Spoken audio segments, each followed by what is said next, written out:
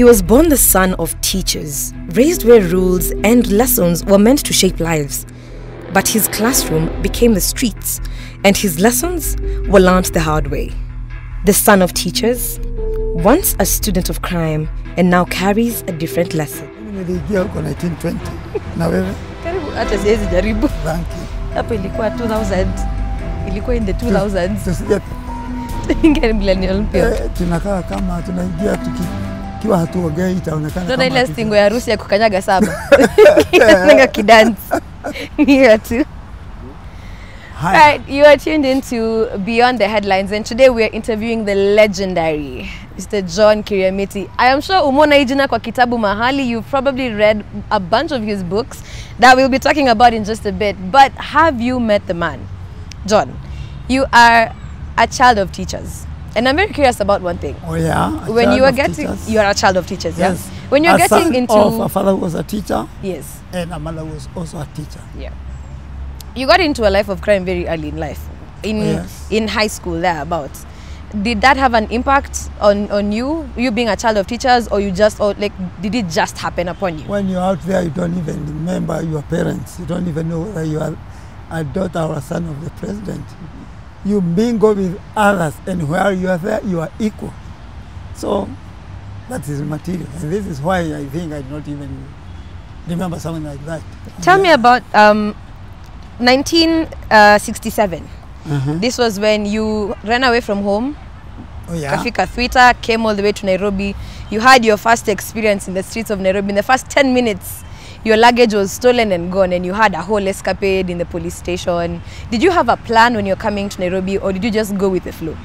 Actually, I was running away from my parents because if you can remember, I had stolen money from my father's pocket. Yeah. I stole some 600 and then I decided to run away. I thought, because of course I was here in Nairobi when I was in school, that life would be the same. But I realized I did not have anyone to take care of me. It was now a life of myself alone. I had to pay for where I'm staying, buy food for myself, everything. And obviously, after losing the bag I had carried, it was a blackout for me. Yeah. Actually, it's even fortunate that I don't break easily. When something goes on, and then I'm able to change and try something else. Yeah. That's how it was. But it wasn't easy. It wasn't easy, and this is why I found myself even becoming friendly with the wrong people. There's a fictional book you wrote, Son of Fate, but you're talking about, like, your main character is a man who is not reformed from a life of crime, and he finds himself always, trouble just follows him. Oh yeah? Did you feel like that was you as the character? You know, I try sometimes as a writer, you try to think of other people's lives and the kind of life others live. And because I have in life mingled with very, very many people, especially during that time, I had very many friends in the streets. I see the kind of life they live. And this is why I thought of writing a book of a young boy who comes, gets these problems, and then I named him Son of Fate, because it was through fate that he survived, even to become a driver. You see, he had faced so many problems that he even had forgotten that he was a driver, and he already had a license. He had forgotten about everything he had because of the problems that faced him. It was, to me, a lesson to those who stay in Nairobi streets. I think people learned something from that one, because they even forced me to write a sequel of that book. Yeah. Yeah. When let me just take you back to your story in the book, yeah. The first time that you had a gunshot, ulisikia tu mlio ya risasi for the very first time. Did it occur to you to turn away from the life of crime, or what happened in that moment for you? Okay, something touches you, and you know immediately that you can die, because the sound it makes talks of death. However, I realized it was shot by one of us. The only thing that I didn't know was that we had a gun. Yeah. I thought they were all armed like me with a simi. So when I had a bullet shot, I kind of got scared. But then I realized it was shot by one of us. Yeah. And then I knew then I was safe. The Bank of Baroda, there were many branches in Nairobi at the time. Yeah, quite a number of them. And that was one of the places that you had really monitored for your heists. Could you paint for us a picture for your heist at the Bank of Baroda? A very interesting story about that, because I remember there was a time I met two ladies in the streets and they got scared. When I looked at them, I realized I didn't know them. But looking at them again, I remembered they were tellers in Bank of Baroda. So you see, they had already noted us. Not me alone. They had noted the people used, because we would always go to Bank of Baroda whenever we were broke, because it was easy. And I like people to know, during that time there were no grills. Even standing in front of a teller, you are seeing the kind of money they have there. Huh? And this is why even a snatcher would go there and do the same. So this is why we always went to Bank of Baroda, and where I talked about it, much about it. The ladies in Bank of Baroda would meet us in the streets and realize these are the people who come to.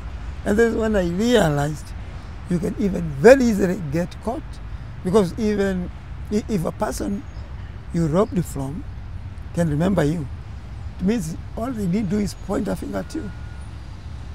And this teaches someone a lesson.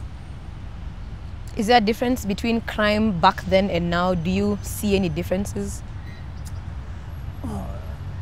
I don't want to talk about crime these days because there are no bank heists, because their banks are very much protected. As I mentioned, say they all have grills. So you only need to go there and probably draw a gun and they lie down under the grills and you cannot reach them. But during our time, you could even see the teller counting the money. So bank robberies these days are non-existent. But during that time, it was hata mnaenda mnaweka shuka down a bed cover. You tell every cashier to Pour the money. pour, yeah, and then you fold it and get out of this. So eventually, your robbing spree came to an end in around 1970. Yeah. That's when you guys were arrested and then you were taken to jail. During that time, that was when you wrote your book, My Life in Crime, and it became Kenya's bestseller. And up to now, it's still Kenya's bestseller. Why do you think that people love My Life in Crime so much? And before I come to that, I would like people to know life in crime is very, very harsh. So one should not think, because he has written, he has read the book and think the kind of life it's talking about, that's something easy. I want someone to know, whoever is listening, that I stayed in prison for 16 years out of those crimes. And prison is not a holiday camp, as Mwagi Gichero once said. Now, crime is bad. And no matter how much you succeed in, say, in stealing, robbing and doing that, time to pay is always nearby. Because this is why they even say crime does not pay. You get caught and you pay for everything that you've done. So, what was it that you had? As the book. As someone is reading the book, many, like the stories that we have from high school is, since it wasn't part of the curriculum, people would sneak the book into school and students are passing it under their desks because it's such an enticing read. So why do you think people are big fans of the book My Life in Crime? They are excited because everyone is born a thief. It's only that you don't upgrade that thing. Because as I said another day, I don't know whether you've heard about it, there isn't a child or a child born to be a criminal, to become a thief, to become a carjacker, to be a banana thief. Or children are born the same, but as they grow differently. Because as you know, in maternity wards you don't see a word written, this is for those who have become doctors, lawyers and that. So we are born the same. But okay, it depends on the group that you grow in. Yep. Then you start coping. Yeah. So that's what I would advise people or the young generation, like Gen Zs like you, take care about the people you go about with, the people you want to associate with so much. Yeah. Yes, because those are the people you will become like them. You speak so vocally about people not joining crime and finding a genuine way to live life. Have you been active or part of any activities to help young people not join a life of crime or even reform those who are in crime, like the street children in Murang'a? I think you have heard about it, because I saw someone that read it about them when I went to Murang'a. But I started this after staying with Father Grow, who started Udug Society of Kenya, where he was rehabilitating the street kids. He had even built a home for them. I used to go visit those kids with a number of the people he had employed. So when I went to Murang'a, it was filled with street kids, very young ones. Some couldn't even snatch anything. They were kids under 5 years. Then I decided I would try to do like I had seen Father Grow do.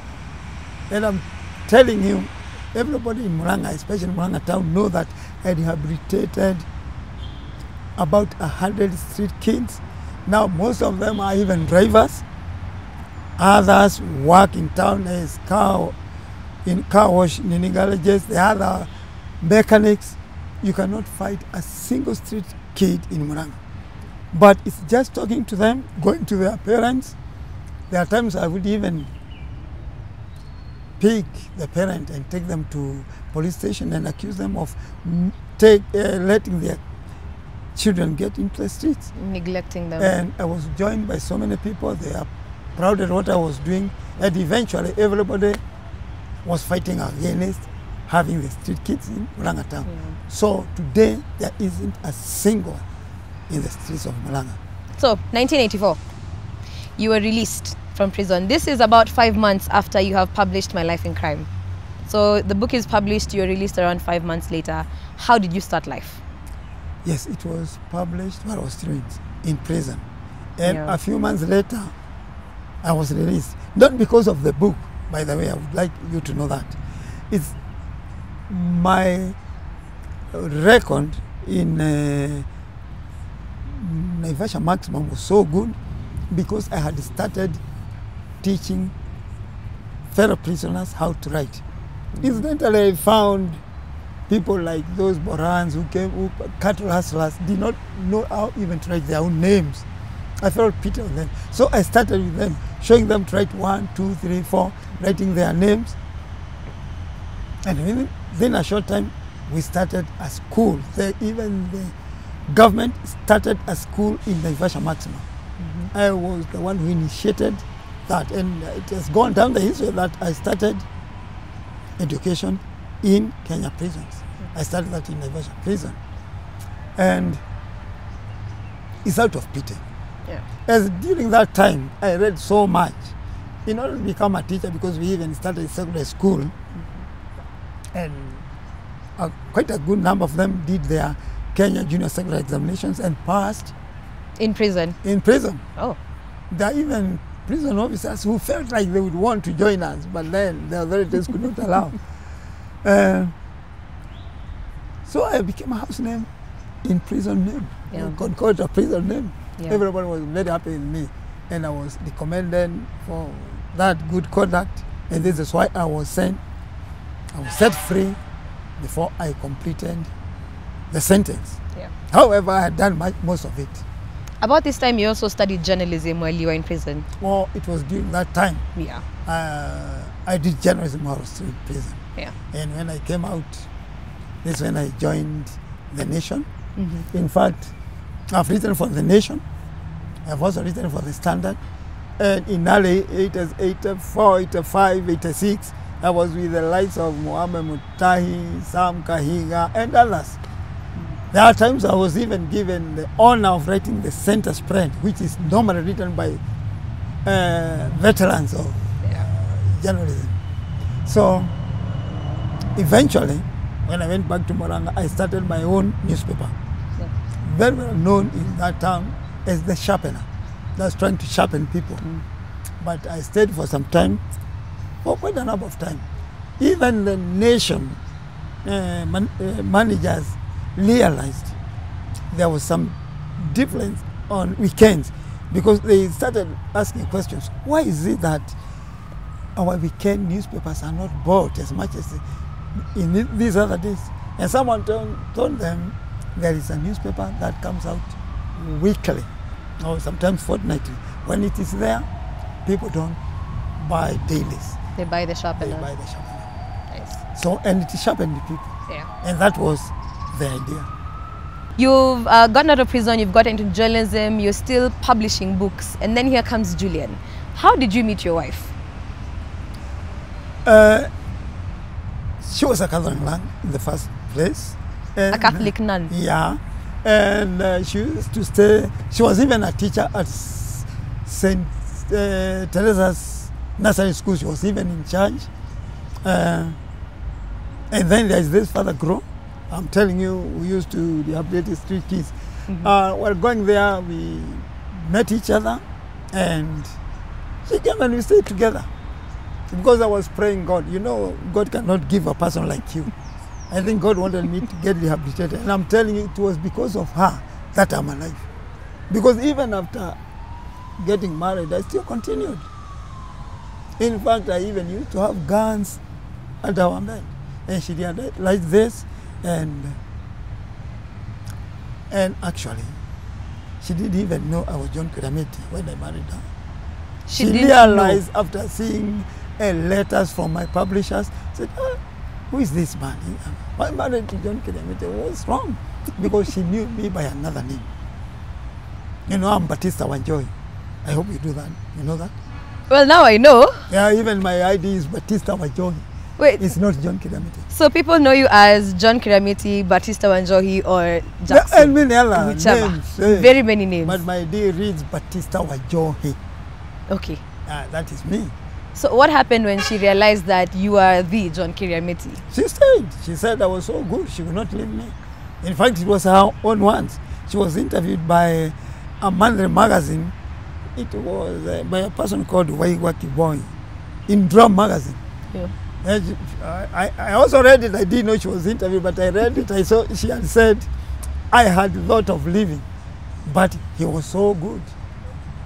And then I felt, okay. And I've been good to her to date. John, young men nowadays are struggling. Let me just say, we as young ladies are struggling because young men are struggling. Poleni sana.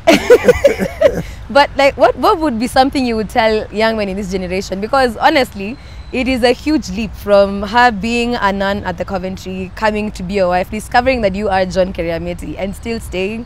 Like, what's the secret? If you don't have control of your life, think twice. And never think about something that you have very little control over, something you cannot manage. Yeah? If, for instance, we are moving up a hill and we see this hill is so steep, we cannot. Don't think about it. Just turn around and go back. Yeah. You know, we stress ourselves trying to do things that we cannot afford to do. You cannot afford to buy a camera like this. If you cannot, don't think about it. Never think about it. Think about what you can afford. And that's all. You know, Yeah. life is full of ups and downs.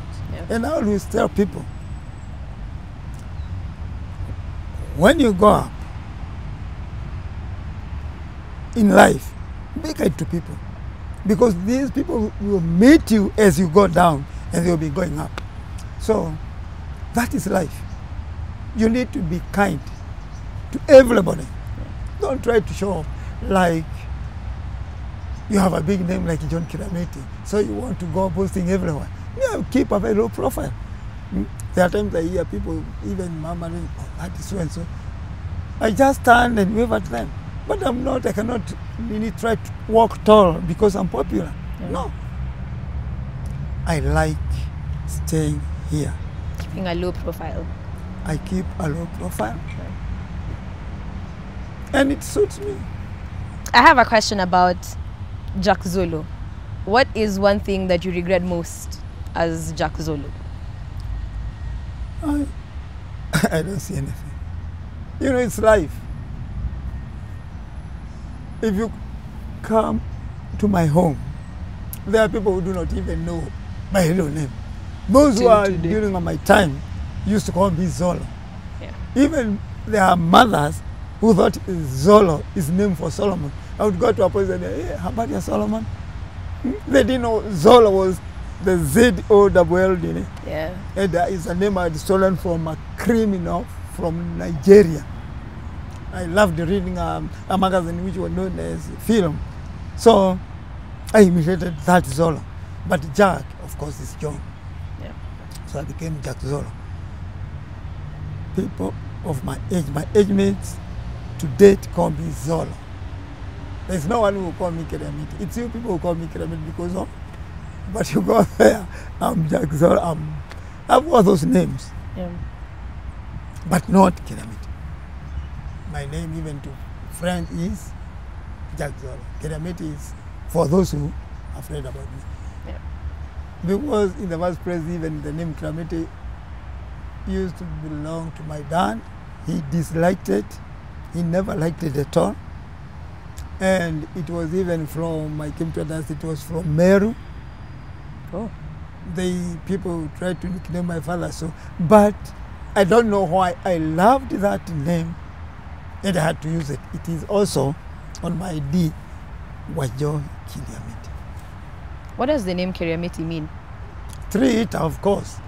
If you translate directly, but in most cases in Kigu, they want to say it's a person who drinks a lot. But it's during that time. Yeah. In your books, there are people who say that you glorify crime, that the way you write about crime, people get excited about it and they want to get into it just because of how it's written. What do you say about that? It's okay. Why can't you glorify something that from where you find food? And they like it because they see success. What they don't know is behind that, there is something else that can never be glorified the moment you get arrested. Yeah. But I think they like the way I've written the book. Very freely, Yeah. not showing my uchungu, what happened here and there. And I think I was born a writer. When I started writing, I continued writing. Even today when I start writing something, I'll write something and when I start reading it, I'll love it.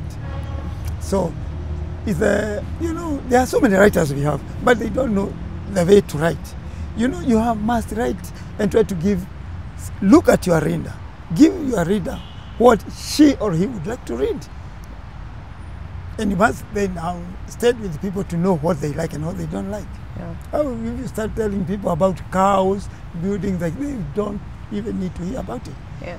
Tell them what they have never heard about. This is how I succeeded. I also appreciate the way I did it. Crime is sweet in some ways. When you come to think someone can get money out of it, but the consequences are the ones that are bitter. Yeah. Let everyone know that crime does not Pay. pay. It doesn't pay. This is the thing. Even if you hide, you do whatever. But personally, I believe everybody is a criminal or has been a criminal. Like I asked that the other day, who has never stolen even a pencil, a rubber, or in school. You must realize, I know you have done it, isn't it? You've stolen a rubber, I'm guilty. Yes, I'm guilty. You are a thief. But you did not continue with that. Yes. But that time you did it, you became what? Just called me a thief. They're also thieves. Even all of you are stolen a thieves. pencil, All a rubber, thieves. is a thief. Thief. Yeah. Even the president, if he has ever stolen something. And that's it. But it depends on, it's like education. There are those who will go and become professors, others will drop out of Form 1 or nursery school. Crimes, right? So you stopped, maybe while you were in secondary, Yeah. you continued while in primary, when you reached secondary you stopped, or when you went to college you stopped. Yeah. Yeah, this is how we go in stages. That's actually where you were telling me this thing that everyone is born a thief. Yeah, It's of just your course. degree of thievery that's different. Yeah, exactly. Just the level. The level. Some of you get to pro but level. everyone has stolen. If you've ever stolen anything, even if it's sugar from your mother's, A thief. then you are a thief. A thief. The degree? It's just lower. My last question, John. If you never got into crime and if you never became an author, what do you think you would be doing, or who would we have known you as? Only God knows. I don't know. Maybe I could not even have been there. See, Yeah. I had a mother for a teacher. Yeah. And my dad was a teacher. And look at my life. I never became good in school because I was a child of teachers. Yeah. I think I did most of my reading when I went to prison because I had nothing else to do. I dropped out of school for nothing. I came out of school without anything. But look, like I'm telling you, I have a diploma in journalism. Yeah, yeah. I've said for examinations that I never thought I would. So when you get a time advantage of doing something, please don't waste it. Do. So, but always try to think of doing good. If you went to some places and tell someone that Kiriamiti was a bad person, those who have never even heard about me, and you try to tell them this man is bad, you will be hanged. Yeah. Because not everyone knows that I once used to be a criminal. Most do not. But if you try to tell them this man you see here, oh, they'll beat you. Because I've been so good to them. I have helped so many. And I give you an example of Murang'a town. Yeah. I want you to visit there one day. I tell you, even with your people here, they come with cameras. I go ahead of you. You'll be surprised to see the number of people who will stop me. I am never able to go 5 steps without being stopped and people following me. And why? Because I've been good to them. Yeah. As a part of your authorship and journey in writing books, you've met with a lot of your fans, but we want to know, where can we interact with you as soon as possible? Like, what's happening that you're being involved in your books? Where can we meet you? Asante kwa nikumbusha, naitwa Zolo. Sometimes I forget. It's not such a lovely name, but it's a good name. Now, for those who have interest in reading, each year publishers hold an international book fair. Like this year, from 24th of this month to 28th, there will be the Nairobi International Book Fair at Sarit Center in Westlands. Yeah. I'll be there. There will be quite a number of others, tens of others. Others of the books you read, some school books, there will be textbooks, some primary school books, and the others will be there. And in the past fairs that have gone, I've seen several schools bringing their children there. So I would urge schools to bring their children.